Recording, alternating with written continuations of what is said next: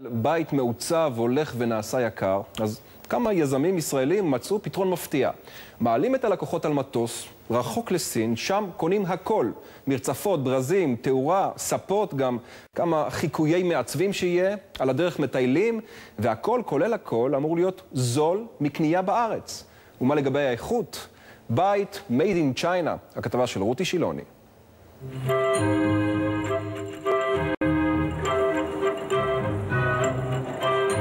אנחנו נסים לסין, אנחנו מקווים שנחזור בשלום, בשלום תרתי משמע. לא נתגרש אחרי הקנייה הזאת. ליאת ורונן נוסעים לסין לקנות בית. נחתנו בגואנג'ו ואנחנו בדרכנו למלון. סוף סוף מגיעים למלון אחרי כמה 24 שעות של נסיעה. טוב, הם לא ממש הולכים לקנות בית, אבל חוץ מארבעת הקירות הם הולכים לקנות שם את כל מה שיהיה בתוכו. בוקר ראשון, תורנו שעה 7:30. יואו, ממי, קומי, נו, אמי, אני אקח אותך לשופינג עד שיצא לך השופינג מהאוזניים.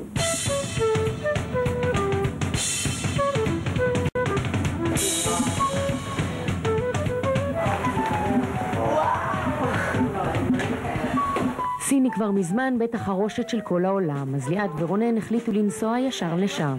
אפילו לקחו איתם את מעצבת הפנים שלהם.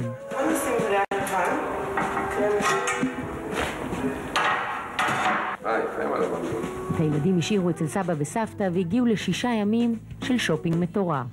הנה, תסתכלי, איזה חמוד, לקחנו. יאללה, גם לחדר של ילדים. 2 את רוצה? ואם זה כזה בקטן? יש להם דירת גן בחולון שהם משפצים. והם צריכים כיורים וספות ומיטות ומנורות וידיות ומצעים וברזים וריהוט גינה, וילונות ואמבטיות קרמיקות, אפילו מטבח. אני עשיתי חישוב, יש לי באזור 150 החלטות במשך 6 ימים האלה. אם תעשו חישוב, זה בערך כל 20 ומשהו דקות החלטה. קשה. אנחנו נוסעים עכשיו להתחלת הקניות בנושא רצופים, חיפוי קרמיקה. אנחנו נמצאים בעיר פושאן שבסין, שהיא בירת הקרמיקה היום של העולם. את המסע מוביל שי ספרן, כבן של יבואן ומגלה לישראלים את הפטנט. אפשר לחסוך הרבה כסף אם הולכים ישר למקור. הוא מלווה את הזוגות, יודע בדיוק לאן לקחת אותם, כמה זמן צריך בכל מקום, לפעמים משמש מדריך תיירים, אפילו מתמקח בשבילם בסיני, על המחיר.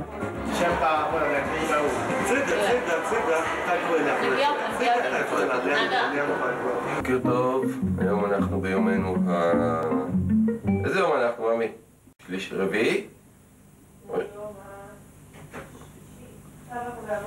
היום אנחנו ביום רביעי. אנחנו במצב של אינטנסיביות מטורפת בכל יום. כל יום זה נראה כמו שבוע. זה פשוט מדהים. כל כך הרבה מראות, כל כך הרבה הספקים, כל כך הרבה ממקום למקום. מרוב התלהבות והדברים שצריך לבחור בעבודה. אני אפילו לא מספיקה להתגלגל לילדים שלי.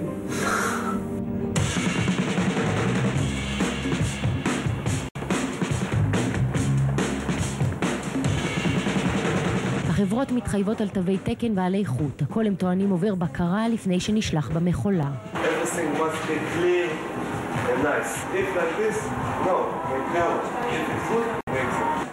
אבל המומחים בארץ מזהירים מחתולים בשק, מוצרים שלא עברו תקינה בישראל, שיכולים אפילו במקרה של החשמל לדוגמה, להוות סכנה בטיחותית. שלא לדבר על זה שהרבה ממה שרואים פה הוא בכלל חיקויים של מותגים בינלאומיים. מנורת הצ'יהולית, שמעון גילה אותה דרך האינטרנט. כשעופרה ושמעון ראו את הצ'יהולי, את חיקוי הצ'יהולי, הם החליטו ללכת על זה, למרות הסיכון. לא ראיתי איך היא מגיעה בכלל, וכשראינו את הבית שהם בנו למנורה הזאת, אמרנו, זה פשוט גאוני. החשמלאים שלנו היו מאוד מופתעים, גם מהדרך שהדברים הגיעו, גם מההסברים הקטלוגיים, וההסברים היו מאוד מדויקים איך להרכיב כל דבר. את כל הבית הביאו מסין. אפילו הנצנצים, גם זה מסין. אחרי כמעט שנה פה, בינתיים לפחות, כל מה שקנו שם עומד על מקומו בשלום. יש משהו שנשבר. תשמע את רגל הזכוכית של השולחן. המובילים בארץ שברו לי אחד מהם. מיד התקשרתי, מיד הוא הזמין לי. בחודש ימים הרגל הייתה פה בארץ. אפילו לא ביקש כסף. לא רק ריטי הזכוכית נמצאים בסכנה, יש עוד משהו שביר לא פחות. הזוגיות. חזרנו יחד מהטיול, שזה לא מובן מאליו. היו שם הרבה קטעים בטיול שהלכנו בשתי מדרכות מקבילות כדי לא להיפגש. על מה אמרתי לך? אני רוצה סימטריה בדלת. עד עכשיו, עזבי את הדלת. עד עכשיו, מה אמרתי לך? נו תגידי, עזבי דלת, מה אמרתי? אז רצית צדפה? קחי את הצדפה, את רוצה את האבן, קחי את האבן. את רוצה את הברז הזה, קחי את הברז הזה. אמרתי לך על משהו, לא? כן, אני רוצה שני קיורים בחדר הבת שלנו. אין מקום פשוט.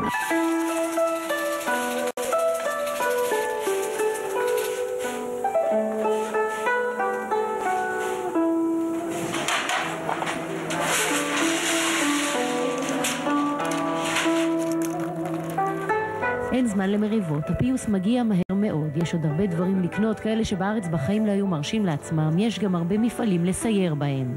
אז גם רואים את הפועלים הסינים. זה הזמן לתהות, אם כולם יגיעו לכאן, מה יקרה למה שנותר מהתעשייה בארץ?